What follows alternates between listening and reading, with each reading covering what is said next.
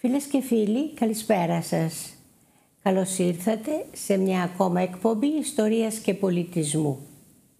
Η σημερινή εκπομπή, φίλες και φίλοι, θα μας ταξιδέψει στα τέλη του 19ου με αρχές του 20ου αιώνα. Θα μιλήσουμε για τον πολιτισμό των γραμμάτων και κυρίως τον πολιτισμό των εφημερίδων. Στην παρέα μου, δέχτηκε την πρόσκλησή μου, έχω τον Ευάγγελο Τσακνάκη. Κύριε Τσακνάκη, καλώς ήρθατε. Καλώς σας βρήκα. Σας ευχαριστώ πάρα πολύ για την πρόσκληση και εσάς και το κανάλι. Εγώ ευχαριστώ, κύριε Τσακνάκη, γιατί η σημερινή εκπομπή θα είναι όντως διαφορετική από όλες τις άλλες, γιατί είναι η πρώτη φορά, φίλες και φίλοι, που θα μιλήσουμε για μία δημοσιογράφο. Για μια γυναίκα δημοσιογράφο. Έτσι λοιπόν να κάνουμε και εμείς το αφιέρωμά μας στις γυναίκες.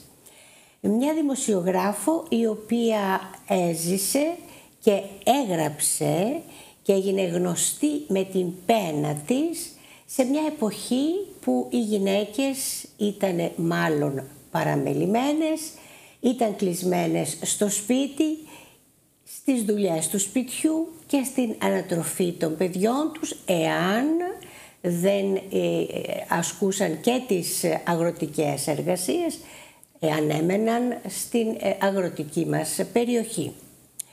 Κύριε Τσακνάκη, φυσικά και είμαι πολύ χαρούμενη, γιατί το θέμα με το οποίο θα ασχοληθούμε σήμερα είναι άγνωστο, ήταν άγνωστο σε μένα και πιστεύω και νομίζω ότι θα πρέπει να είναι άγνωστο και στο ευρύ κοινό, γιατί είναι σπάνιο φαινόμενο για εκείνη την εποχή, τέλη του 19ου αιώνος, να υπάρχουν γυναίκες οι οποίες να ασχολούνται με τη δημοσιογραφία. Να γράφουν, να δημοσιεύουν είτε σε αυτόνομα βιβλία είτε στις εφημερίδες. Για ποια κυρία αξιόλογη θα μιλήσουμε σήμερα? Ήταν η Ελένη Τέτση Καρακίτη. Υπέγραφε με το ψευδόνυμο Λαρεμπέλ στην εφημερίδα Μικρά της Λάρισσας από το 1907 μέχρι το 1912. Χρησιμοποιούσε λοιπόν το Λαρεμπέλ, που είναι με ένας τίτλος γαλλικός. Επαναστάτρια. Έτσι προφανώς ήθελε να κρύψει λιγάκι, να μασκαρέψει λιγάκι την προσωπικότητά της. Ναι. Γιατί εκείνη την εποχή ήταν πολύ δύσκολο να υπάρχει δημοσιογράφος και να γράφει και να γίνεται γνωστή. Αναφέρθηκε στο όνομα Τέτσης. Τι ήταν ο πατέρας της? Ο πατέρας της, ο Γεώργιος Τέτσης, ήταν δικηγόρος και η μητέρα της λεγόταν Φωτεινή. Φωτεινή. Να πω στο σημείο αυτό. Κτηματίας εντωμεταξύ και είχε ασχοληθεί και με τα κοινά της Λάρισσας. Μπράβο, ήταν εκτιματίας, δηλαδή η κυρία, η κόρη του κυρίου Τέτση, ζούσε μέσα σε μια εύπορη οικογένεια. Έτσι ακριβώς. Και επιδόθηκε στη συγγραφή άρθρων, πολλών άρθρων, από ό,τι είχα τη χαρά να μου δώσεις εδώ. Είναι τίτλοι πάρα πολλοί για τους οποίους θα μιλήσουμε μετά. Απλώς να κάνω μία παρατήρηση ότι ο κύριος Τέτσης, ο Γεώργιος Τέτσης, το όνομά του πρέπει να ήταν πολύ δραστήριο μέλος της κοινωνίας της Λάρισσας εκείνα τα πρώτα χρόνια της απελευθέρωσης, γιατί το όνομά του εμφανίζεται πάρα πολλές φορές στα συμβόλαια, στις συμβολογραφικές πράξεις των διαφόρων συμβολογράφων της Λάρισσας, συγκεκριμένα του Αγαθάγγελου Ιωαννίδη, όπου στα συμβόλαια εμφανίζεται ως μάρτυρας, εμφανίζεται ως πληρεξούσιος που τον ορίζουν και τον καθιστούν πληρεξούσιο διάφοροι στη Λάρισα, αλλά και ως εγγυητής δανεισμών. Πολύ εντυπωσιακό. Εντυπωσιακό, ήταν δηλαδή ένα πολύ γνωστό και ενδεχομένως και αγαπητό πρόσωπο και πρόσωπο της εμπιστοσύνης, ο πατέρας της. Να πούμε λοιπόν για την κυρία Τέτση που δημοσίευε τα έργα της. Στην εφημερίδα Μικρά. Καταρχάς να πούμε για αυτή ότι γνώριζε και τη γαλλική γλώσσα και γι' αυτό και το ψευδόνυμο. Η μαχητικότητά της ήταν έντονη στα ζητήματα της αποκατάστασης και των ακτιμώνων για το γυναικείο ζήτημα και γενικότερα έτσι με θέματα που σχετίζονταν με την βελτίωση της ποιότητας ζωής των ανθρώπων εκείνης της εποχής. Εργαζόταν ως δασκάλα στο δεύτερο και τρίτο σχολείο, δημοτικό σχολείο Θηλαίων τότε. Της Λάρισσας, της πόλης ναι. μας. Ναι. Ναι. Και μετά από το 1912 και μενά της εντοπίζονται στην εφημερίδα Θεσσαλία του Βόλου. Γράφει και εκεί. Ναι, γράφει και εκεί. Εγώ έχω ασχοληθεί μόνο με τα κείμενα στη Μικρά, στην εφημερίδα Μικρά της Λάρισσας. Πόσα είναι, ξέρουμε? Τα δικά μας, ναι. 119. 119 κείμενα, τα οποία δημοσιεύτηκαν στη Μικρά, του Θρασίβουλου Μακρύ. Ακριβώς. Και ονομάστηκε Μικρά, να πούμε, λόγω του μικρού μέγεθός της, λόγω του μεγέθου της. Μεγέθους της εφημερίδας. Ναι. Αυτό το οποίο θα ήθελα να μου πεις είναι καταρχήν να πούμε στο κοινό ότι το θέμα για το οποίο θα μιλήσουμε αποτέλεσε την μεταπτυχιακή σου διατριβή. Είναι δηλαδή, φίλες και φίλοι, μία μελέτη η οποία έχει γίνει με όλα τα κριτήρια της επιστημονικότητας. Έχει κάνει μεγάλη έρευνα ο κύριος Τσακνάκης και εδώ στη Λάρισα και στην Αθήνα και αλλού όπου έβρισκε κείμενα που αφορούσαν τη Μικρά και συγκεκριμένα την κυρία Καρακίτη, Τέτση Καρακίτη. Να πούμε μια παρένθεση ότι τα φύλλα της εφημερίδας Μικρά είναι αναρτημένα στην ψηφιακή βιβλιοθήκη της Βουλής. Οπότε μάλιστα, ο καθένας έχει πρόσβαση, μπορεί να τα δει. Μπορεί να τα δει και συνεπώς όποιος θέλει μπορεί να προσθέσει κάτι, αν μας διέφυγε κάτι, αν σου διέφυγε κάτι. Εννοείται. Από την μελέτη την οποία έκανες και για την οποία. Ναι. Μια παρένθεση πάλι, θέλω και εδώ πάλι να αναφερθώ στον κύριο Σπανό, τον εκδότη του Θεσσαλικού Ημερολογίου, ο οποίος για άλλη μια φορά με βοήθησε δίνοντας μου τα κείμενα αυτά έτοιμα σε CD, σε οπτικό δίσκο. Οπότε με απάλεξε από πολύ μεγάλο κόπο. Από μεγάλο κόπο, δεν είσαι ο μόνος. Ο κύριος Σπανός βοηθάει όλους όσοι εκφράζουν την επιθυμία να ασχοληθούν με την τοπική ιστορία και συγκεκριμένα το θέμα είναι τόσο πολύ ενδιαφέρον και πρωτότυπο. Από πού, πώς θέλεις να συνεχίσουμε? Να πούμε ότι ήταν παντρεμένη με τον Κωνσταντίνο Καρακίτη, ο οποίος ήταν γόνος πλούσιας οικογένειας γεωκτημόνων στη Λάρισα. Είχε σπουδάσει στην Αθήνα και συμπλήρωσε τις σπουδές στην Ευρώπη και είχε εκλεγεί βουλευτής Λάρισσας 2 περιόδους, το 1905 και το 1902. Μάλιστα. Είχε ιδρύσει και τράπεζα Καρακίτη, η οποία έδειχνε μεγάλη ανεκτικότητα, ας πούμε, ανεκτική πολιτική στους αγρότες και χρεοκόπηση. Ευαισθησία και χρεοκόπησε ως τράπεζα, δεν μπορούσε να αντέξει τα πολλά δάνεια προφανώς τα οποία έδινε στους αγρότες. Φίλτατε Ευάγγελε, θα ήθελα να μου πεις τα κείμενα τα οποία έγραφε η κυρία Καρακίτη και τα δημοσίευε. Μπορούμε να τα ταξινομήσουμε σε πεδία ενδιαφέροντος? Αλλά θα ήταν άδικο να μην αναφέρω και τον Νίκο Παπαθεοδόρο, Γιώργο Γιαζιά, Αλέκο Γρηγορείο και Αλέξη Γαλανούλη, οι οποίοι έχουν δημοσιεύσει και αυτοί σχετικά άρθρα για τη Λαρεμπέλ, αποσπασματικά σε εφημερίδες και περιοδικά.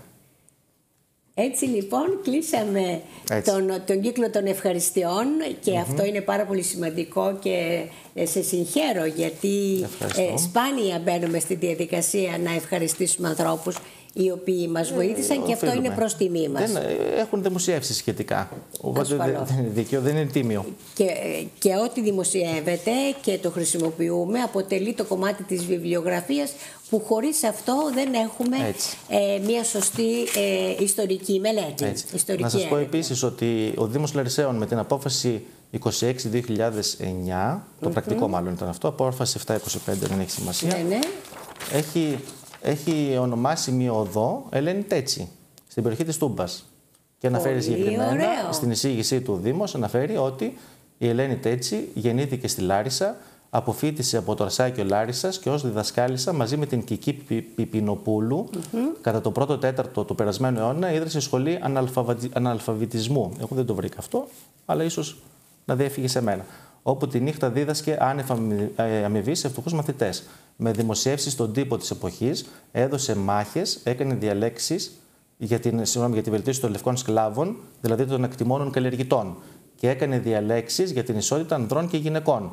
Υπήρξε από τις πρώτες φεμινίστριες της Ελλάδας. Η εισήγηση του Δήμου, Δημαρχίας Τζανακούλη. Ήταν η αιτιολόγηση του Δήμου προκειμένου να αποδοθεί το όνομα. Και έτσι έγινε στην περιοχή της Τούμπας. Στην περιοχή της Τούμπας στη Λάρισα. Πάρα πολύ σημαντικό. Γεννήθηκε λοιπόν το 1885. Οι σπουδές της στο Αρσάκιο, ήταν δασκάλα, και έγραψε, από ό,τι είπαμε, 119 άρθρα με το ψευδόνυμο. Και στα Θεσσαλικά Χρονικά, το 1935, διαβάζουμε ότι η Ελένη Κάπα Καρακίτη, το Γιάννος Γεωργίου Τέτση, γεννήθηκε στη Λάρισα και μετά τις εγκύκλες σπουδές της, στη γενναίτερη πόλη της, σπούδασε στο Αρσάκιο της Αθήνας, από όπου έλαβε το πτυχίο της. Συμμετείχε στην πνευματική ζωή της πατρίδας της και την χάνει από τις πρώτες Ελληνίδες διανοούμενες. Δημοσίευσε πλήθος φιλολογικών άρθρων με το ψευδόνυμο Ρεμπέλ και πρωτοστάτησε εις πάσαν πνευματική κίνηση της πόλεως Λαρίσης και χαίρει μεγάλης υπολείψεως παρά το διανομένο κόσμο και παρόλη τη λαρισαϊκή κοινωνία. Μάλιστα. Όλα αυτά που μου ανέφερες αξίζει να σταθούμε σε καθένα από αυτά για να δούμε, γιατί εγώ με τους τίτλους εδώ των εφημερίδων, των άρθρων στις εφημερίδες, διαπιστώνω αυτό ακριβώς το οποίο είπες, ότι ο χαρακτήρας των κειμένων της μπορεί να είναι κοινωνικός, ευρύτερα κοινωνικός όμως, γιατί δεν ασχολήθηκε μόνο δεν πίστευε μόνο στο ότι έπρεπε οι άνθρωποι να μάθουν γράμματα για να μπορέσουν, όταν ξέρεις αξίζεις για δύο που λένε, αλλά ήθελε να βοηθήσει και αυτούς που δεν είχαν στον ήλιο μοίρα. Μάλιστα, Βαγγέλη, μου έκανε εντύπωση και τα πολλά άρθρα τα οποία έγραψε για τις γυναίκες, ξεκινώντας από απλά θέματα καθημερινότητος, τα οποία ενδεχομένως η ίδια να μην τα ζούσε, όμως αυτό δεν την εμπόδιζε να μην βλέπει και πώς ζούσαν οι άλλες γυναίκες. Ακριβώς. Το πόσο περιφρονημένες ήταν, κλεισμένες στο σπίτι κτλ. Έτσι. Πες μου, εντοπίζονται κείμενα. Ναι, ήταν η ερώτηση αυτή. Εντοπίζονται κείμενα για την γυναίκα και τα δικαιώματά της, για τη δημοκρατία και τον σοσιαλισμό. Μάλιστα. Εθνικά ζητήματα, κοινωνικά θέματα και καλλιτεχνικά ζητήματα. Και καλλιτεχνικά ζητήματα. Είχε και καλλιτεχνικές εργασίες και μάλιστα και με ποιητικό λόγο. Θα το δούμε στη συνέχεια. Με ποιητικό λόγο. Ναι. Από πού θα ήθελες να ξεκινήσουμε και τι μπορούμε να πούμε για αυτό? Να μιλήσουμε για τα κείμενα που αφορούσαν τις γυναίκες. Τις γυναίκες. 44 κείμενα λοιπόν. 44. Τα οποία είναι και τα περισσότερα σε αριθμό. Α, μάλιστα. Αναφέρονται στη Λιδία της γυναίκας, στην είσοδο των γυναικών στην πολιτική, στην εκπαίδευση, στην εργασία και αναδεικνύει και το φιλανθρωπικό έργο τους. Έχουμε πρόχειρα να διαβάσουμε κάτι της από το κείμενο, ας πούμε, για την εκπαίδευση και για την πολιτική, γιατί αν μιλούσε τότε για την πολιτική, αυτό είναι πάρα πολύ σημαντικό. Όσον αφορά την είσοδο των γυναικών στην πολιτική, συγκεκριμένα, αναφέρει σε σχετικό άρθρο απόσπασμα. Μετά της Νορβηγίδας, Εσουηδέ, τώρα οι Ολλανδέ και αύριον βεβαίως οι Αγγλίδες. Όλος ο Βορράς σχεδόν χειραφετημένος. Το ωραίον όνειρον ολονέν εμψυχούται και η γυνή καλείται να γίνει μητέρα και του έθνους της, αφού υπήρξε τόσο επιτυχής μητέρα του οίκου της. Εκεί πάνω στις ευτυχείς εκείνας χώρας, όπου όλοι εργάζονται πυροτοδός, παρά των αρκωμένων περιβάλλοντων, όπου όλα τελούνται με το παρεμιώδες πλέον τάκτ του βορεινού, όπου και η γυνή, χωρίς να πάυσει να είναι λατρεμένη γυναίκα, εργάζεται, εμπορεύεται, γιατρεύει, δικηγορεί, διδάσκει, γράφει και φιλοσοφεί, ή το επόμενο ή το φυσικότερο τη συνέπεια να γίνει ό,τι έγινε. Τώρα κατενόησα τελείως το γνωστό περίφημο στίχον του Βολτέρ στα ελληνικά, ότι είναι από τον βορρά το φως μας έρχεται σήμερα. Μάλιστα. Ναι. Από ό,τι είδα, διαπίστωσα σε αυτά που μου διάβασες, ότι καταρχήν πιστεύει ότι σε εκείνα τα κράτη η γυναίκα είναι σε πολύ καλύτερη μοίρα, πρώτον. Το ξέρει, είναι βέβαιο. Αυτό μπορεί να σημαίνει διάφορα πράγματα. Ότι ταξίδευε εκεί, ότι επειδή γνώριζε ξένες γλώσσες, μελετούσε κείμενα, συνεπώς ήταν πράγματα τα οποία γνώριζε είτε από προσωπική πείρα είτε διαβάζοντας, και ήθελε να τα εφαρμόσει και στον τόπο της που έβλεπε τις αδικίες. Είναι το πιθανότερο είναι ότι την ενημέρωση την είχε από την εφημερίδα των κυριών της Καλλιρόης Παρέν. Μάλιστα. Που ήταν τότε, που ήταν η πρώτη φεμινίστρια. Η φεμινίστρια, όπου έβρισκε αυτά τα κείμενα. Και την πληροφόρηση. Και φαντάζομαι ότι κάθε φορά που θα δημοσίευε ένα άρθρο, θα γινόταν και ένας μικρός σάλος στις εφημερίδες μεταξύ των ανδρών, εκτός και αν υπήρχε κόντρα, ναι. Απλά δεν ασχολήθηκα με αυτό. Και υπάρχει σε κάποια άρθρα της, αν τα διαβάσει κανείς, ναι, θα δει ότι απαντάει σε άλλους αρθρογράφους που την είχαν επιτεθεί εισαγωγικά για τις απόψεις της. Αυτό είναι σπουδαίο, γιατί τουλάχιστον, ναι, αν μη τι άλλο, δεν αδιαφορούσαν για αυτό που έγραφε. Όχι, προκαλούσε, και αυτό είναι σημαντικό, γιατί προκαλούσε μια συζήτηση έστω μια αντίδραση. Έτσι. Μιλάει για την Πορτογαλία, παράδειγμα. Αναφέρει ότι είναι υποχρέωση όλων των χωρών η ισότητα των δύο φύλων. Μάλιστα, όταν λέει οι γυναίκες βραβεύονται και με το βραβείο Νόμπελ, όπως ήταν η Κιουρί που είχε ανακαλύψει το πολώνιο και η Λάγκερλεφ, μια Σουηδή συγγραφέας που είχε βραβευτεί με Νόμπελ τότε, το 1909 μιλάμε. Και εκείνη λοιπόν τα ήξερε και ήθελε ενημερωμένη, ναι, κάποια από αυτά να τα φέρει, ναι, και στη χώρα της που έβλεπε ότι θα έπρεπε δηλαδή η ισότητα να θεωρείται δεδομένη. Δεν είναι κατώτερες οι γυναίκες, θεωρούσε, και έτσι είναι, εννοείται. Και μάλιστα για τη σύγχρονη Ελλάδα αναφέρει ότι οι απόγονοι των μεγάλων Ελλήνων μένουν πάντοτε ως έκπτωτοι των μεγάλων Ελλήνων. Για τα βήματα που δεν γίνονταν εδώ σε εμάς. Που δεν γίνονταν σε σχέση με την αρχαία Ελλάδα, όπου υπήρχε. Και σχέση με την Ευρώπη τότε. Και με την Ευρώπη τώρα βλέπουμε. Η σύγκριση γίνεται με την Ευρώπη. Ασχολήθηκε λοιπόν, θα μπορούσαμε να διαβάσουμε άρθρο σχετικά με τις γυναίκες σε ό,τι αφορά, διαβάσαμε για την εκπαίδευση ή για την ψήφο και την είσοδο στην πολιτική. Μπορούμε να διαβάσουμε κάτι άλλο, αν είναι πρόχειρο. Ναι, βέβαια έχω. Για την πολιτική το προσπερνάμε αυτό. Όχι, δύο σειρούλες μπορούμε να διαβάσουμε. Όπως τα έγραφε η ίδια. Αλλά ποιος δυσίωνος Τηρεσίας θα προσέβλεπε προδυσχυλίων ετών, όταν από της Ελλάδος μας, ως από τη λαυγούς φάρου, του ερευόδου σκότος της δουλοσύνης, εξετοξεύοντο εις όλον τον κόσμο η φιλελεύθερη πλατωνική αρχαία, όλο σας σήμερα μας κρατούν αλυσοδέτους σκλάβους. Μόλις είχαμε απελευθερωθεί. Ποιος θα μας το έλεγε, ας πούμε, ότι από την αρχαία Ελλάδα που έδωσε το φως, εμάς θα μας κρατάνε αλυσοδεμένους σκλάβους, ας πούμε. Μάλιστα. Ναι. Και αναφέρει και το μάντι Τηρεσία. Ποιος δυσίωνος Τηρεσία. Δυσίωνος Τηρεσίας. Ναι, δηλαδή δείχνει ότι είναι άνθρωπος διαβασμένος. Είναι. Έχει διαβάσει πολύ και μπορεί και μπλέκει στο κείμενό της, τις γνώσεις της, και κάνει ένα κείμενο πάρα πολύ όμορφο. Τώρα, όσον αφορά τις γυναίκες, για την κοινωνική τους θέση, υπερασπίζεται τον κοινωνικό ρόλο των γυναικών. Θεωρεί ότι πίσω από κάθε άνδρα υπάρχει και μία σπουδαία γυναίκα.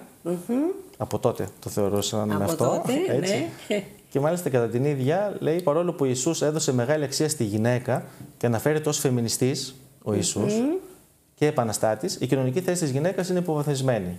Και πρέπει, λέει, να ενωθούν περισσότερες φωνές για τα δικαιώματά της. Και αυτό ήταν ο σκοπός της. Ακόμα και οι αυτοκτονίες, λέει, εκείνη την εποχή, συνδέονται περισσότερο με τις γυναίκες.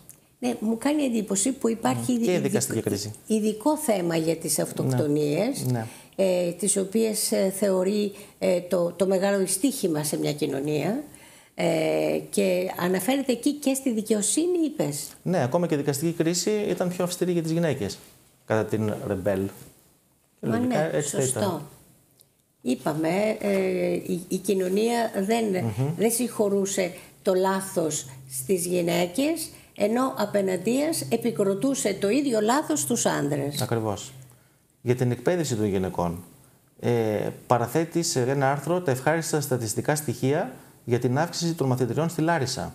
Αριθμός ο οποίος ξεπερνούσε και το νομό της Αττικοβιωτίας τότε. Ήταν ευχάριστο. Πήγαιναν οι γυναίκες δηλαδή σχολείο. Ναι. Και τονίζει ότι οι μορφωμένες θα ασκήσουν πλέον αγαθή επιβολή στους άντρες τους.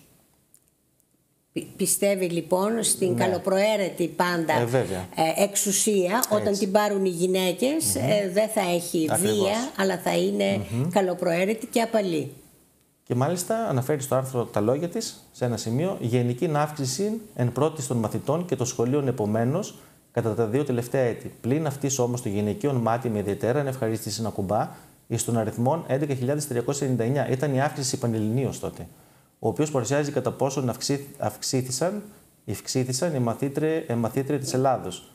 Αριθμών αρκετά ικανοποιητικών, υποθέτω, αν τον παραβάλει κανείς μάλιστα προς τον αριθμό των αρένων, ως τη σημεία αύξηση μόνο κατά 7.022 εντός του αυτού χρονικού διαστήματος. Δηλαδή, εκείνη την εποχή διαπιστωνόταν ότι πήγαιναν πιο πολλές κοπέλες στο σχολείο. Αυξήθηκε η εγγραφή των κοριτσιών πολύ περισσότερο από ό,τι των αγοριών. στα σχολεία. Οι εγγραφές, ναι. Από τη στατιστική υπηρεσία αυτά. Σκέψου το μεράκι που υπήρχε και μητέρες και γιαγιάδες έλεγαν πρέπει να πας στο σχολείο, να μάθεις γράμματα, να ανοίξουν τα μάτια σου. Βέβαια. Η ίδρυση της Σχολή των Νοσοκόμων ήταν σημαντική, θεωρούσε, ότι η Σχολή των Νοσοκόμων στη Λάρισα θα συνδράμει ακόμα και σε εθνικά ζητήματα, ας πούμε, σε περίπτωση πολέμου, ότι είναι σημαντικό. Όπως και η εκπαίδευση των γενικών του Ερυθρού Σταυρού. Θα είναι χρήσιμη, λέει, στο κάλεσμα της πατρίδας. Και αναφερόμαστε σε μια συγκεκριμένη και σχετικά μικρή περίοδο που έγραψε. Μάλλον τα κείμενά σου είναι 1907-1912. Μία πενταετία, ενώ είχε προηγηθεί ο Αττυχής 1897, όπου ήταν νέα κοπέλα αυτή τότε, όπου βέβαια είδε και το αίμα να κυλάει και την έλλειψη φροντίδων και περίθαλψης των στρατιωτών μας. Ακριβώς. Και μάλιστα εκθιάζει εκείνη την περίοδο και την ψήφιση ενός νομοσχεδίου στη Βουλή, με το οποίο κατοχυρώθηκε το επάγγελμα των τηλεφωνητριών.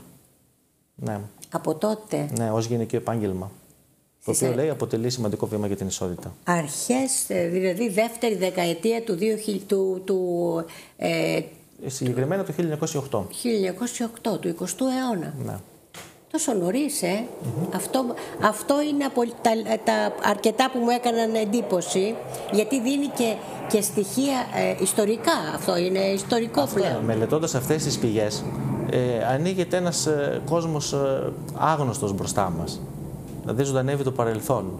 Και αυτό ασκεί μια ιδιαίτερη γοητεία. Βέβαια, κάτι που στις μέρες μας το θεωρούμε δεδομένο, τότε δεν υπήρχε και μας προβληματίζει ο αργός τρόπος με τον οποίο μεταδίδονταν τα νέα και μαθαίναμε τα γεγονότα. Και το λάθος είναι να αξιολογούμε, να κρίνουμε το παρελθόν με τα δεδομένα τώρα. Αυτό δεν γίνεται. Σωστό, πολύ σωστό. Να συνεχίσουμε, αν θέλεις, σε ό,τι αφορά, μια και μιλήσαμε, δεν ξέρω αν τελειώσαμε με τις γυναίκες. Για το φιλανθρωπικό έργο των γενικών. Ναι. Αναφέρεται στις κυρίες της εν Χριστώ αδελφότητας, η επικοινωνία έρανο για τους Καυκάσιους πρόσφυγες. Οι κυρίες αυτές πρέπει να ήταν κάποιες κυρίες, κάτι ή άτυπο μάλλον σωματείο της Λάρισσας, δεν το έχω καταλάβει ακριβώς. Αναφέρεται για την ενίσχυση του Μουσικού Συλλόγου. Και μάλιστα η δράση των γυναικών εκτεινόταν και υπέρ των φυλακισμένων. Ένα ωραίο άρθρο. Καθώς, λέει, οι κυρίες της εν Χριστώ αδελφότητας ήταν παρούσες στους φυλακισμένους, ώστε να μην νιώθουν ότι η κοινωνία τους εγκατέλειψε. Παρευρέθηκε η Ρεμπέλ γιατί την καλέσαν, μαζί με τις υπόλοιπες γυναίκες, συμμετέχοντας στην διανομή του συσιτίου προς τους φυλακισμένους. Τι λέει συγκεκριμένα? Είναι 2-3 έτη τώρα, αποσπασματικά διαβάζω. Ναι. Αγαπητοί και φιλόφρονες κυρίες της εν Χριστώ αδελφότητας Λαρίσης, με έχουν προσκαλέσει και ευτύχησαν να παρευρεθώ με ταυτόν στην λειτουργία των φυλακών. Γύρω μας τέλος όλοι οι φυλακισμένοι, και οι αδίκως βέβαια καταδικαστέντες, αλλά και οι κλέπτε και οι άτιμοι και οι φωνείς. Και είχε κάτι το απείρως ωραίον η συνένωση σε εκείνην, αμαρτωλών και αθώων και η αδελφοποίηση όλων πρώτου Θεού. Καμία διάκριση ερυφίων και προβάτων. Και μόνο εγώ εξεχώριζα μέσα μου τας ευγενής κυρίας. Μου εφαίνεται την στιγμή εκείνη μια μικρά πολιτεία αγγέλων, η οποία επιτέλει κάτι θείων, θεότερων και της επιτυλωμένης θείας μυσταγωγίας. Ήσαν τη θασευμένη οι μιάγροι των βουνών, οι κατσικοκλέφτες, οι μαχαιροβγάλτες. Είχον ξεκοκκινήσει και αυτού του φωνέως η κατακόκκινη οφθαλμή και είχεν εξαλειφθεί και αυτό το βλεδυρόν του ατίμου. Όλοι ημερωμένοι, γλυκοί σπράι με τη συναίσθηση του μετανοούντος ανθρώπου. Όλα τα πάθη είχαν σιγάσει και όλα τα εγκλήματα είχαν κοιμηθεί. Ένας τρόπος πώς έγραφε ήδη. Εσύ διάβαζες και εγώ έβαζα τα πρόσωπα σε έναν πίνακα ζωγραφικής και ήταν μια εξαιρετική παρέλαση ανθρώπων. Και ο τρόπος, γιατί ήταν και ο τρόπος, ξεκινώντας από τον τρόπο της ενδυμασίας, οι γυναίκες, οι κυρίες της υψηλής κοινωνίας, πολύ όμορφα ντυμένες, οι πάυτοχοι φυλακισμένοι και οι αδίκως φυλακισμένοι. Δηλαδή έβλεπε κανείς και αυτούς οι οποίοι διαμαρτύρονταν ότι είμαι άδικα εδώ μέσα, δεν έχω κάνει κάτι. Πιθανό να ήταν. Πιθανό να ήταν, όπως συμβαίνει δυστυχώς σε όλες τις κοινωνίες, ακόμα και σήμερα. Και για τον πατριωτισμό των γυναικών. Παράδειγμα, σε ένα άρθρο της εξυψώνει το υψηλό αίσθημα ευθύνης μιας Γαλλίδας, η οποία παρόλο που είχε χάσει τον άνδρα της, δεν αμέλησε να εκτελέσει το καθήκον της, που ήταν να ανάψει τον φάρο στον πυργίσκο για να επιστρέψει πάλι. Και επέστρεψε, συγγνώμη, πάλι για να διορθώσει το μηχανισμό, γιατί δεν δούλευε ο φάρος. Κατάλαβα. Και επειδή δεν τα κατάφερε, έβαλε τα ίδια της τα παιδιά να τον περιστρέφουν, για να μην γίνει κάποιο τύχημα. Και πολλοί βουλευτές τότε ζήτησαν να τιμηθεί με το σταυρό της Λεγιώνας της τιμής. Αναφέρει και τέτοια άρθρα, βλέποντας το εγκόμιο για γυναίκες. Οπότε λοιπόν έχουμε μία γυναίκα η οποία έγραψε για τις γυναίκες, πολυεπίπεδη προσωπικότητα η ίδια, και στα κείμενά της φαίνεται αυτό, και σήμερα θεωρώ τιμή μου το ότι αυτή την γυναίκα την παρουσιάζει ένας άνδρας ο οποίος τίμησε με την πένα του μία διατριβή ακριβώς για το θέμα των γυναικών εδώ και έναν αιώνα και πλέον. Έτσι. Γιατί αναφερόμαστε σε μια εποχή όπου οι γυναίκες δεν είχαν ρόλο σπουδαίο. Ακριβώς. Όμως αυτές οι λίγες γυναίκες ήταν φάροι που περιστρέφονταν για να φωτίσουν, προσπαθούσαν δηλαδή. Και οι αγώνες αυτοί έδωσαν καρπούς μετά από χρόνια. Ναι. Παράδειγμα στην Ελλάδα, οι γυναίκες έχουν δικαίωμα το εκλέγην και το εκλέγεστε το 1952. Και είναι πιο νωρίς από άλλες Ευρωπαίες. Όχι, μόνο μισό λεπτό, τα έχω κάπου σημειώσει αυτά. Νομίζω από τις Αγγλίδες. Η Μεγάλη Βρετανία το 1917 και το 1928, το 1917 με περιορισμούς. Και οι Ελληνίδες είχαν δικαίωμα το 1930 να ψηφίζουν μόνο στις δημοτικές και άνω των 30 ετών. Το οποίο, εντάξει, ήταν ρατσιστικό. Να σε διακόψω εδώ.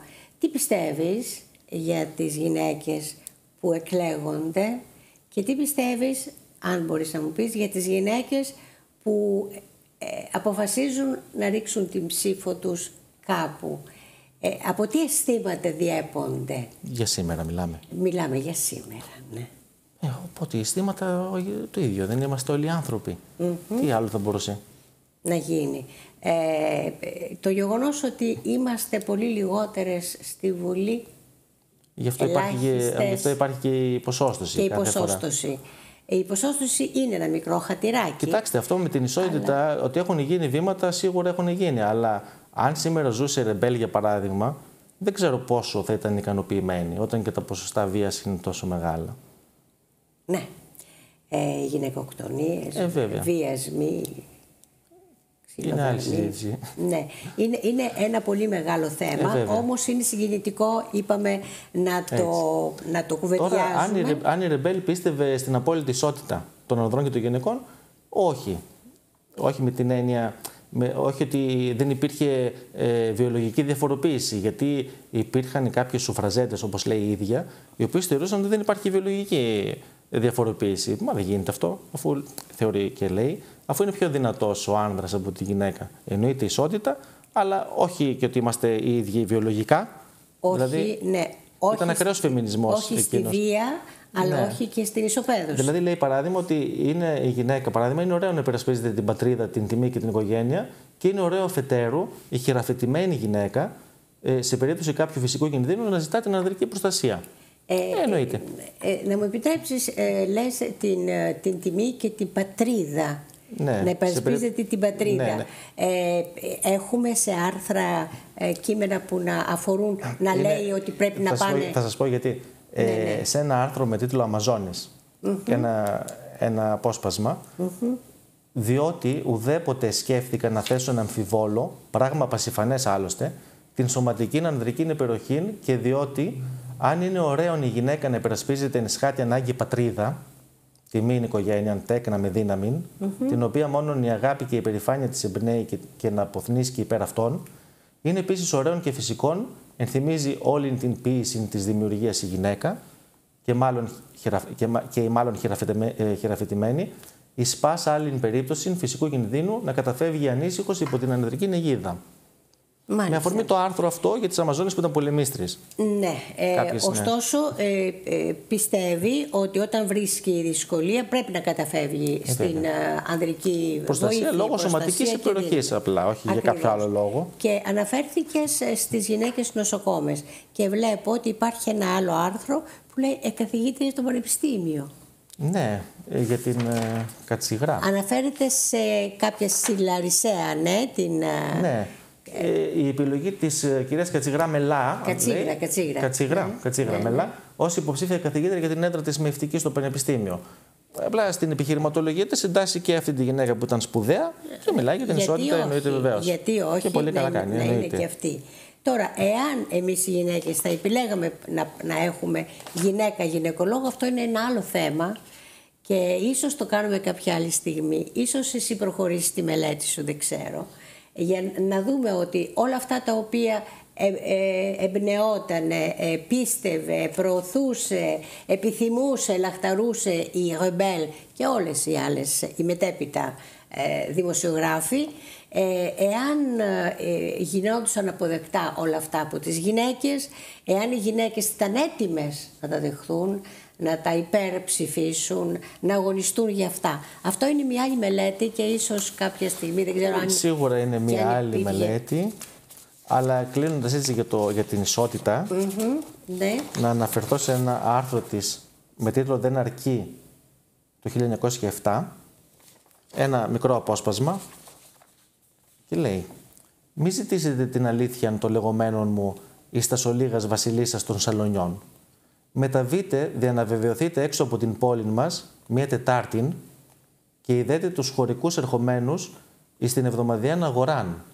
Θα ειδείτε και τον τελευταίον αρένα Γαβριάν, γαμπρό, πομποδός παρελάβνοντα επί του υποζυγίου και όπεστην την μητέρα του, την σύζυγόν του και την αδελφήν του, πολλάκις διπλών και τριπλών, ενίοτε πεζοπορούσαν επί ώρας ολοκλήρους και υπομονετικοτέραν του προπορευόμενου αυτή στην τραπόδο». Δηλαδή, ο άντρας στο γαϊδούρι και από πίσω με τα πόδια οι γυναίκες και να υποφέρουν περισσότερο από το ζωντανό. Την τραγικότερη των εικόνων, ο σύζυγος πάνω, ο άνδρας πάνω, καβάλα στο γαϊδούρι και η γυναίκα από πίσω και να είναι και φορτωμένη. Και να είναι και φορτωμένες με ξύλα ή με οτιδήποτε άλλο. Έτσι συνέβαινε, το ξέρουμε κιόλας. Δηλαδή, αυτό βέβαια. Το έχουμε ακούσει κιόλας. Βέβαια συνέβαινε. Ναι. Έχουν βελτιωθεί πάρα πολλά πράγματα, αλλά πώς θα βελτιώσουμε αυτό που λέμε την οτροπία. Εκεί χωλένουν όλες οι κοινωνίες, θέλω να πιστεύω. Εκτός από τη γυναίκα λοιπόν, μιλήσαμε λίγο και για τα κείμενά της που αφορούν την πατρίδα. Γιατί μιλήσαμε για τις γυναίκες νοσοκόμες, για τις γυναίκες του Ερυθρού Σταυρού και γι' αυτό... Ναι, έχουμε μιλήσει για αυτά. Γι' αυτό έγιναν πρόοδοι λοιπόν παντού. Τώρα ακόμα και τις Τουρκάλες εξαιρεί, επειδή λέει είναι άξιες θαυμασμού, επειδή είναι επαναστάτριες και διεκδικούν όσα δικαιούνται. Σε αντίθεση με τις Ελληνίδες που στέκονται εκείνες δειλές και δρανείς σε θέματα πατριωτικά. Με αφορμή συγκεκριμένα άρθρα που έγραφε. Συγκεκριμένα άρθρα. Ναι. Μπορούμε τώρα να πάμε στο κομμάτι των ανισοτήτων. Γιατί θέλεις να μιλήσουμε? Για κοινωνικές ευαισθησίες, για τα παιδιά, γιατί σίγουρα έχει γράψει πάρα πολλά άρθρα. Η δεύτερη μεγαλύτερη κατηγορία των άρθρων της είναι οι δημοκρατικές και σοσιαλιστικές αντιλήψεις που φαίνονται μέσα από αυτά. 27 κείμενα συγκεκριμένα. Και μιλάμε για μια εποχή που έχουμε βασιλεία στην Ελλάδα. Ναι. Και μιλάμε για μια κυρία η οποία μεγάλωσε μέσα σε πλούσιο περιβάλλον. Πατέρας της δικηγόρος και προφανώς οικονομική άνεση μεγάλη.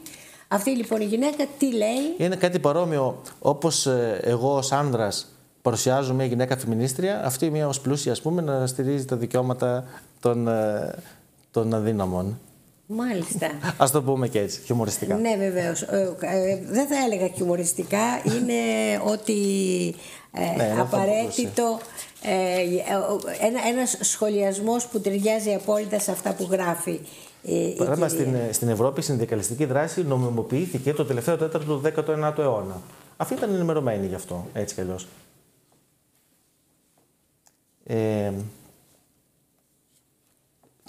Ένα θέμα που εντοπίζεται, παράδειγμα, για τη δημοκρατία ενάντια στην τυραννία. Αναφέρεται στη δολοφονία του βασιλιά Κάρολου της Πορτογαλίας, με την οποία συμφωνεί πως ήταν άδικος ο χαμός, αλλά δεν είναι και δίκαιο στους τυρανοκτώνους, οι οποίοι εκπροσωπούν μια μερίδα ανθρώπων που θυσιάζονται, λέει, για την ελευθερία.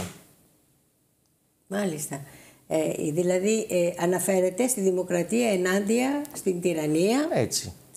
Και στα δικαιώματα των γεωργών, παρότι λοιπόν ήταν από αστική τάξη.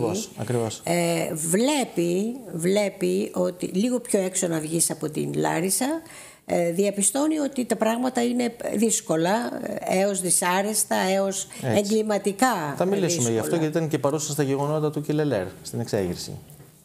Μπορούμε λοιπόν να πούμε, αν θέλεις. Αλλά έχει αφιερώσει άρθρα, ας πούμε, και 2 για την εκτέλεση του Ισπανού Φρανσίσκο Φερέρ. Αυτός είχε οραματιστεί την λειτουργία ελεύθερων σχολείων. Και σε αρκετά δημοσίευμά της, πάντως, προτάσεται ο σοσιαλισμός ως το ιδανικό πολιτικό σύστημα κατά την Ρεμπέλ. Ήτανε προφανώς στις δόξες του σε εκείνες τις συζητήσεις σχετικά με δημοκρατία και σοσιαλισμό και τα υποστήριξε. Μάλιστα, σε ένα δημοσίευμα επενεί και την κυβέρνηση για την απόσυρση ενός νομοσχεδίου το οποίο θα απαγόρευε τις απεργίες των εργατών. Ναι. Μάλιστα. Για τη θρησκεία, ασχολήθηκε και με τη θρησκεία. Για τη θρησκεία όχι ακριβώς. Κάποια κείμενα εμπνευσμένα έτσι με ποιητικό λόγο που μπορεί να σχετίζονται. Παράδειγμα για την 25η Μαρτίου που είναι μια διπλή γιορτή. Ναι. Αλλά θα φτάσουμε και εκεί. Ας μιλήσουμε λίγο για το σοσιαλισμό και τα δικαιώματα των εργατών. Ναι. Ωραία. Αναφέρει παράδειγμα, θα διαβάσω ένα μικρό κείμενο. Ο θάνατος του εργάτου. Και τώρα, ενώ τα ηθαλή ρόδα του ουρανού θα περιβάλλωση διαπαντός την ευγενή ψυχήν του εργάτου του θάνατου, εις τη μνήμη του ταπεινού και αφανούς αλτρουισμού, θα έρχεται να σπαίνει δάκρυα ευγνωμοσύνης ο εργατικός κόσμος. Εις δε την πινακίδα των ευεργετών του τεχνοεργατικού συνδέσμου της πόλεως μας, παρά των πλευρών των πλουσίων και μεγάλων, τους οποίους υπερίσχυε ίσως μόνη και η αυθονία ανέδειξε ευεργέτας, θα αναγραφεί βεβαίως η αυθονία ανέδειξε ευεργέτας. Ναι, και υπερίσχια. Να στεκόμαστε. Υπερίσχια. Ναι. Θα αναγραφεί βεβαίως εις θέσιν εκλεκτήν και επίζηλον το ταπεινό όνομα του Αντωνίου Στεργίου. Ο οποίος ήταν κάποιος εργάτης που πέθανε. Λογικά ήταν από εργατικό ατύχημα και αναφέρει ίδιο ότι ήταν αφοσιωμένος στην εργατική ιδέα και ήταν συνειδητής του Τεχνοεργατικού Σωματείου της Λάρισσας. Αυτό πρέπει να προηγήθηκε του Εργατικού Κέντρου. Του Εργατικού Κέντρου. Ναι, γιατί ήταν παρούσα και στα εγγένεια του Εργατικού Κέντρου της Λάρισσας. Θα το πούμε και αυτό. Ναι, το οποίο πότε έγινε, το βρούμε. Ναι. Για τα γεγονότα της εξέγερσης του Κελελέρ ήταν παρούσα.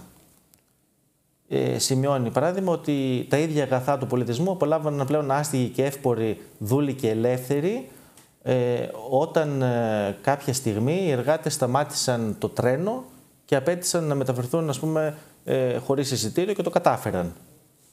Να σε ρωτήσω, πριν συνεχίσεις για το κίνημα αυτό που μου λες, τα κείμενά της, έτσι όπως είναι γραμμένα, είναι περισσότερο επιθετικά, επαναστατικά ή είναι μάλλον μέσα από με έναν τόνο ήπιο και φιλοσοφικό? Με ένα τόνο ήπιο και φιλοσοφικό. Είναι το ύφος της. Ποιητικό. Το ύφος της δεν είναι το ύφος εμπρός να πάμε. Όχι, να κάνουμε. Γι' αυτό επέλεξα συγκεκριμένα αποσπάσματα, για να φανεί το ύφος της ίδιας. Το ύφος είναι μάλλον λογοτεχνικό, είναι μάλλον ποιητικό. Ήταν χρονογραφήματα. Τα οποία περιέχουν αυτά τα στοιχεία. Τα χρονογραφήματα είναι πάρα πολύ σημαντικά. Γι' αυτό και έμεινε και έκανε τον κόπο εσύ χρόνια να κάνεις την εργασία. Γιατί ακριβώς ήταν η ιστορία μέσα από το χρονογράφημα της εποχής. Αλλά δεν είχαν καθόλου, από ό,τι διαβάζεις, δεν είχαν καθόλου το επαναστατικό, το επιθετικό, το ύφος. Όχι. Μόνο όταν ήταν ίσως μόνο ποιητικό. Εκεί ίσως σε κάποια σημεία έχω εντοπίσει ενδεχομένως. Ναι. αναφέρει, ας πούμε, στα γεγονότα της εξέγερσης, ποιος θα ξαναδώσει τα νιάτα και τη λεβεντιά του στον Πούλιο, το παλικάρι των 17 χρόνων που εξέπνευσε κάτω από το πατήματα των αδελφικών ύπων με την μόλις ανθίζουσα ελπίδα μιας ελευθέρας ζωής στην ψυχή. Αποκαλεί αδέρφια τους Γεωργούς και κάνει έκκληση προς τους κεφαλαιούχους του κάμπου να ακούσουν την γραφή του δικαίου και να υποχωρήσουν. Γιατί η ίδια ονειρεύεται ένα κράτος που θα εγκαταλείψει την υπεράσπιση του κεφαλαίου, ώστε να υπάρχει στο τραπέζι όλων ο άρτος και η ελευθερία. Και όλα αυτά μας κάνει εντύπωση το γεγονός ότι ο πατέρας της ήταν εκτός από δικηγόρος και κτηματίας, ο σύζυγός της ήταν και αυτός κτηματίας. Είχαν μεγάλη περιουσία κτηματική στην περιοχή της Θεσσαλίας. Ίσως να είναι ο λόγος, ένας από τους λόγους που ερχόταν σε επαφή με τους γεωργούς, με τους αγρότες, με τις οικογένειές τους, με το πόσο υπέφεραν στον κάμπο το Θεσσαλικό, ο οποίος υπέφερε από πολλά και από αρρώστιες. Και ίσως αυτός να είναι ένας λόγος που την έκανε επαναστάτρια. Και έτσι, αλλά και για να γράψει κάποιος πρέπει να μορφωθεί. Και για να μορφωθεί πρέπει να έχει και την οικονομική δυνατότητα για να συμβεί αυτό. Μπράβο, ναι. Δηλαδή, και αυτό. Έζησε σε μια κοινωνία λίγο έξω από την αγροτική, ας πούμε, αν όχι πολύ έξω, και μέσα σε ένα κύκλο δεδομένο. Το χρήμα θα φέρει τη μόρφωση, η μόρφωση θα φέρει ενδεχομένως το γραπτό. Σε αυτή έφερε και τη μικρή της επανάσταση. Έτσι, μπορούσε βέβαια να επιλέξει να μην είναι αυτό. Να ήταν απλά μορφωμένη μένα, αλλά να μην ήταν επαναστάτρια όπως δηλώνει και η ίδια. Σωστό, θα μπορούσε να διαφορήσει. Έτσι. Μπορούμε να συνεχίσουμε. Ναι, βέβαια, και ακόμη και τον επόμενο χρόνο δημοσίευσε και ένα άρθρο για το μνημόσυνο των νεκρών του Κελελέρ, στο οποίο λέει κατατέθηκαν λίγα στεφάνια από τους Πέριξ Δήμους και από τον εργατικό κόσμο, ενώ τόλμησαν να εμφανιστούν και κάποιοι πολιτικοί για ψηφοθερικούς λόγους, οι οποίοι δεν είχαν θέση εκεί. Να το και το καρφί της. Ναι. Ναι. Για τους ψηφοθερικούς λόγους. 6 Μαρτίου 1910 τα γεγονότα, το 1911 για το μνημόσυνο. Και ήταν παρούσα και στην ίδρυση του Εργατικού Κέντρου της Λάρισσας, το οποίο ιδρύθηκε το 1910 κατά την δημοτική περίοδο του Δημάρχου Αχιλλέα Στεριάδη. Η πληροφορία αυτή από τον Καλογιάννη Λεύκομα, φωτοϊστορικό του Δήμου Λάρισσας. Με πυρήνα, όπως αναφέρει ο Καλογιάννης, ιδρυτών τους πρώτους σοσιαλιστές του τόπου. Αποτέλεσε πρωτοβουλία των συντεχνιών και του Δήμου Λάρισσας. Η δημιουργία του Εργατικού Κέντρου Λάρισσας. Έτσι, ναι. 1910. Ακριβώς. Και ένα απόσπασμα της Ρεμπέλ με μια τόσο μεγάλη αποστολή, φαντάζομαι, το μόλις ανατέλλον Εργατικό Κέντρο της Λαρίσσης και με την ελπίδα αυτή το συνιστώ εισευμένιαν του ευγενούς λαρισαϊκού κοινού και το θέτω υπό την πολύτιμον και θερμουργήν προστασία των φιλανθρώπων μας. Το έχει επισκεφθεί και δημοσίευσε το συγχαρητήριο άρθρο και αναφέρει. Οι φιλάνθρωποι τι θα έκαναν, θα το ενίσχυαν οικονομικά? Τώρα δεν ξέρω πώς το εννοούσε το φιλανθρώπων. Δηλαδή να μην το καταστρέψουν. Προφανώς, ναι. Να μην λειτουργήσουν αρνητικά. Γιατί ο ρόλος του Εργατικού Κέντρου ήταν να υποστηρίζει τους εργάτες. Ναι. Αναφέρει, ας πούμε, το φλογερό κόκκινο χρώμα διαγείρει τον πόθο για μια ειρηνική παγκόσμια επανάσταση. Στους τοίχους κρέμονται σε κόκκινα πλαίσια με νήματα και απλά σοφά για τους εργάτες. Σε ψηλότερο σημείο είναι γραμμένα τα λόγια του Χριστού «Αγαπάτε αλλήλους». Και αναφέρει ότι τα ίδια λόγια χρησιμοποιούν και οι παδοί του σοσιαλισμού. Το συνδέει πάλι έτσι. Και στο άρθρο αυτό αναφέρεται και στα μέλη του Τεχνοεργατικού Συνδέσμου, τα οποία εκπλήρωσαν τον πόθο τους με την ίδρυση του Εργατικού Κέντρου της Λάρισσας. Οπότε οδηγούμαστε στο συμπέρασμα ότι ήταν αποτέλεσμα ενεργειών του Τεχνοεργατικού Κέντρου ή μετατράπηκε το ίδιο σε εργατικό. Δεν το ξέρω αυτό. Μάλιστα. Θα το ξέρουν σίγουρα. Τεχνίτες και εργάτες. Ναι. Μπορούμε να προχωρήσουμε. Ωραία. Αναφέρεται στα εθνικά θέματα. Σε εθνικά θέματα, γιατί όπως είναι γνωστό, εκείνη την εποχή στην περιραίουσα ατμόσφαιρα κυριαρχούσε η μεγάλη ιδέα και ο λιτρωτισμός. Μάλιστα. Μέχρι το 22. Έζησε και την καταστροφή. Μέχρι το 12, λίγο πριν ξεκινήσουν οι Βαλκανικοί πόλεμοι. Τώρα από εκεί και μετά δεν τη μελέτησα. Και γράφει στη Θεσσαλία του Βόλου μετά. Α, μάλιστα. Γράφει σε άλλη εφημερίδα, οπότε εσύ παρέμεινες στη μικρά. Ναι, 1907-1912. Αλλήμωνο να έχει δουλειά και κάποιος άλλος. Εννοείται. Και μακάρι να το συνεχίσει. Ναι, εννοείται. Αναφέρεται στο φιλελληνισμό των Ευρωπαίων και των Αμερικάνων, Αποκαλεί τους Ιταλούς αδελφούς των Ελλήνων. Αναφέρεται ακόμα στον Πανελλήνιο έρανο των Ελλήνων της Αμερικής, ο οποίος είχε σκοπό τη δωρεά ενός τορπιλικού στην Ελλάδα. Ήμασταν λίγο πριν τους Βαλκανικούς. Ήταν δηλαδή, έβλεπε ότι στην ατμόσφαιρα κυριαρχούν πράγματα και έβλεπε και αυτό που έρχεται. Γιατί το αναφέρει κάπου, ότι ο πόλεμος είναι μπροστά. Είναι μπροστά. Το αναφέρει κάπου, ναι. Αναφέρεται στον εθνικό ποιητή Σπύρο Ματσούκα και πλέκει το εγκόμιό του. Ο Ματσούκας ήταν με τα ποίηματά του εμψύχωνε τους στρατιώτες και αποκαλούνταν ως εθνικός ψάλτης. Με ποιητικό σχεδόν λόγο αναφέρεται στη θρησκεία και το έθνος, όπως είπαμε προηγουμένως, με αφορμή την επέτειο της άλωσης της Κωνσταντινούπολης στις 25 Μαρτίου και του Ευαγγελισμού της Θεοτόκου.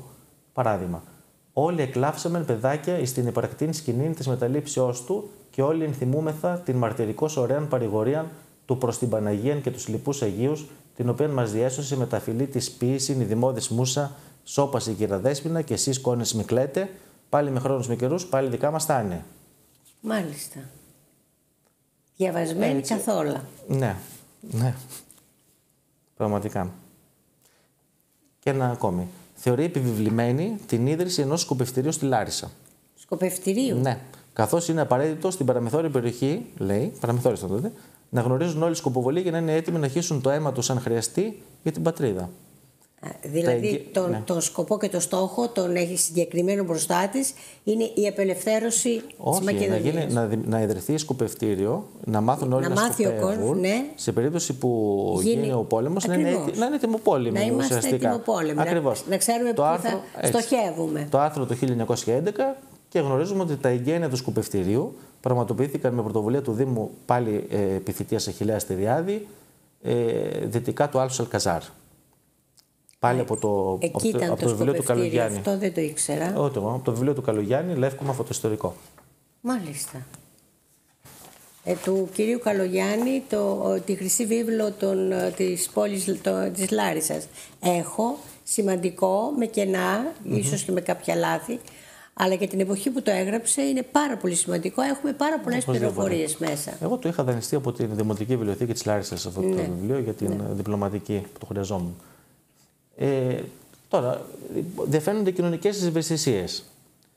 Παράδειγμα, για την οικονομική εξαθλίωση και την κοινωνική μέριμνα. Σε ένα άρθρο εγκομιάζει πάλι ένα νόμο που ψηφίστηκε και πλέον καταργούνταν οι κατασχέσεις των επίπλων από τα υπερχρεωμένα νοικοκυριά. Τώρα που το αναφέρεις αυτό, πρέπει να σου πω ότι στα συμβόλαια του Αγαθάγγελου Ιωαννίδη που επεξεργάζομαι, διαπιστώνω ότι γίνονται και κατασχέσεις σε έπιπλα. Έτσι. Και μιλάμε τώρα. Και εγώ αναφέρομαι στο 1884, ας πούμε, 85, εκείνη τα γράφει λίγο αργότερα. Είναι το άρθρο 59. Μία δεκαετία αργότερα, που σημαίνει ότι... Το 1909. Το 1909. Ναι. Σημαίνει ότι έπρεπε πια αυτό να καταργηθεί, μένουν οι άνθρωποι και χωρίς έπιπλα. Και μάλιστα αναφέρει για τον Πρωθυπουργό ότι ο δε κύριος Θεοτόκης, λέει, δεν παρέλειψε να προσθέσει με την χαρακτηριστική ευγένειά του ότι αυτό θα είναι το ανθρωπινότερον των υποβληθέντων νομοσχεδίων. Το 1909 δηλαδή ψηφίστηκε αυτός ο νόμος. Μάλιστα. Κατάσχεση και των επίπλων ακόμα και των τραπεζιών, των κρεβατιών. Και όταν πρόκειται για καφενεία, τις καρέκλες και τα τραπέζια που χρωστούσαν οι άνθρωποι. Σε ένα άλλο άρθρο της προτείνει τους αναγνώστες να ενισχύσουν οικονομικά το Θεσσαλικό Άσυλον, το οποίο είχε ιδρυθεί τότε στην Αθήνα, έπειτα από ένα κληροδότημα ενός Θεσσαλού, δεν κατονομάζει ποιον, Ευρυγέτη. Το άσυλο αυτό θα υποδεχόταν τότε τους άπορους Θεσσαλούς για να μπορούν να ξεκουραστούν σε κρεβάτι μισή ώρα. Ήθελε να ενισχυθεί για να διαθέτει περισσότερες παροχές. Μισή ώρα. Ίσα-ίσα δηλαδή μια λίγη ξεκούραση. Ναι. Από το τίποτα, καλό ήταν και αυτό. Για τους θανάτους μιλάει και την οικονομική εξαθλίωση, τις αυτοκτονίες και τις ασθένειες. Αναφέρεται στους ανθρώπους που επιλέγουν άδικα να αυτοκτονήσουν και αναφέρει συγκεκριμένα ότι το ποινιός ξέβραζε 1 με 2 ανθρώπινες ορούς κάθε εβδομάδα. Αυτό το διάβασα και μου έκανε πάρα πολύ μεγάλη εντύπωση, ότι η απογοήτευση, η φτώχεια, η ανέχεια οδηγούσε τους ανθρώπους στο πονενοημένο. Ναι, έτσι. 1 με 2 σωρούσαν πάρα πολλά. Αναφέρεται ακόμα και στον άδικο θάνατο των μικρών παιδιών από τον ιό της Ιλαράς και περιμένει, λέει, την εκδικήτρια επιστήμη, η οποία θα απαλλάξει τις μάνες από τυφώνης αρρώστια. Μάλιστα. Μιλάει συνεπώς υπέρ των εμβολίων και στις μέρες μας υπάρχουν άνθρωποι που τα αρνούνται. Μιλάει για την αξία της παιδείας και ανάγνωσης ενός βιβλίου. Στο στρατό παράδειγμα, να δημιουργηθούν βιβλιοθήκες. Μιλάει τότε για την ίδρυση βιβλιοθηκών. Ναι, αλλά ένα ακόμα πολύ πολύ σημαντικό που μου έκανε τρομερή εντύπωση, είχε οικολογικές ευαισθησίες. Για να το δούμε αυτό. Δηλαδή σε ένα άρθρο επικρίνει τις πρακτικές βασανισμού των ζώων από τους ανθρώπους, προκειμένου, λέει, το τρίχωμα και το πτέρωμά τους να χρησιμεύσει για την ένδυση των μοντέρνων κυριών. Προτρέπει το γυναικείο κοινό να στραφεί σε οικολογικές επιλογές για την ένδυσή τους. Συγκεκριμένα, άνθρωποι ευαίσθητοι, απόσπασμα είναι, οι οποίοι έτυχε να ειδούν αυτάστας από ανθρώπους θυσίας, περιγράφουν εις εικόνας που ανορθώνουν από φρίκιν τα στρίχας, το κυνήγιον των φωκών ή των παντοειδών πτηνών, των οποίων το ωραίο τρίχωμα ή πτέρωμα γίνεται αφορμή να τα εκδέρουν ζώντα και να τα βασανίζουν ποικιλοτρόπους. Διαναφιγουράρει π.χ. μια κυρίας ελεγκάντε με το περίφημο veritable traitis, οι άνθρωποι μεταβάλλονται εις δαίμονας. Μάλιστα. Ναι, πολύ δηλαδή σημαντικό μου έκανε πολύ μεγάλη εντύπωση. Και πάρα πολύ πρόωρο για εκείνη την εποχή. Έτσι. Και μπορούμε να ολοκληρώσουμε λέγοντας, αν θέλεις, θα τα προλάβουμε. Ναι. Εντοπίζεται έτσι και ποιητικός λόγος σε κάποια κείμενα. Έχω μερικά, ας πούμε. Παράδειγμα, για την εορτή του Πάσχα. Δώσετε και πάρετε σήμερα πασχαλιές, όλοι οι αληθινά αγαπημένοι, όλοι οι ευτυχείς της ζωής. Πασχαλιές, πασχαλιές. Να επιλέξω έτσι ακόμα ένα. Να επιλέξεις ακόμη ένα και μετά θα κλείσουμε.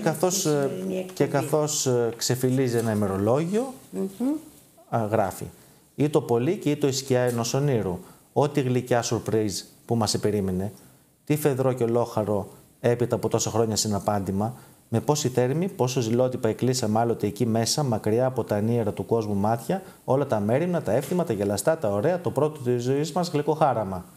Και όταν εχωριστήκαμεν, έπειτα από τις ψυχές μας τα βάθη, βγήκαν ειλικρινοί, θερμά και αβίαστα, χίλια ορβουάρ και ορβουάρ και ορβουάρ.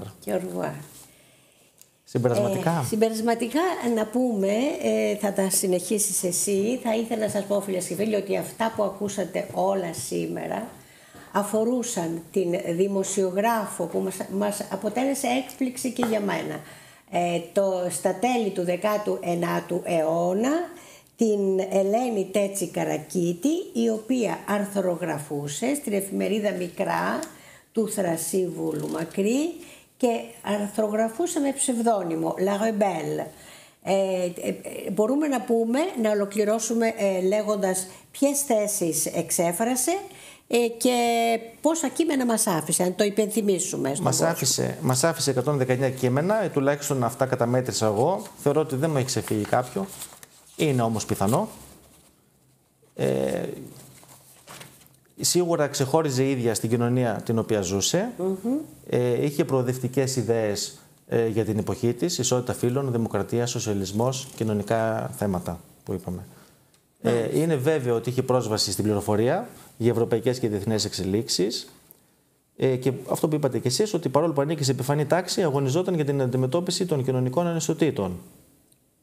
Η δε εθνική της συνείδηση ήταν συντονισμένη με την περιραίουσα ατμόσφαιρα που κυριαρχούσε η Μεγάλη Ελλάδα και η ιδέα του αλυτρωτισμού. Και να πούμε ότι η μελέτη των κειμένων της συμβάλλει στην μελέτη της τοπικής ιστορίας της Λάρισσας και ότι η γυναική αλογιοσύνη δεν έχει μελετηθεί σε τοπικό επίπεδο σε μεγάλο βαθμό. Οπότε ναι, συνεισφέρει και εκεί. Και η δική σου η μελέτη αυτό απέδειξε, ότι πρέπει να ασχοληθούμε με τη λογιοσύνη, πρέπει να ασχοληθούμε με τη λογοτεχνία που αφορά τις γυναίκες για να δούμε και με τι θέματα ασχολούνται οι γυναίκες, η γυναικεία πένα. Έχουμε να πούμε κάτι άλλο, Βαγγέλη? Όχι, ευχαριστώ πάρα πολύ. Εγώ και χαίρομαι που σας άρεσε το θέμα της μου άρεσε και τότε που το πήρα στα χέρια μου τις σελίδες και τις μελέτησα. Φυσικά άρεσε και στον κόσμο, είναι βέβαιο. Φίλες και φίλοι, δώσαμε κι εμείς μια μικρή ένδειξη της αγάπης μας στις γυναίκες, στις δράσεις τους, στις δραστηριότητές τους, στην αγάπη τους για τον κόσμο και στην πίστη μας ότι οι γυναίκες με την υπιότητα του χαρακτήρος τους είναι ικανές να κάνουν τον κόσμο καλύτερο. Ευάγγελε, κύριε Τσακνάκη, ευχαριστώ θερμότατα. Να είστε πάντα καλά. Και εγώ σας ευχαριστώ πολύ. Να συνεχίσετε τις μελέτες σας, γιατί ξέρω ότι ασχολείστε πάρα πολύ με την ιστορία του τόπου σας, της Ελασσόνος και της γύρω περιοχής. Φίλες και φίλοι, σας ευχαριστώ και σας ραντεβού το άλλο Σάββατο και μην ξεχνάτε τώρα πια τις εκπομπές, τις βλέπετε και το πρωί και το βράδυ στις 10 η ώρα. Γεια σας.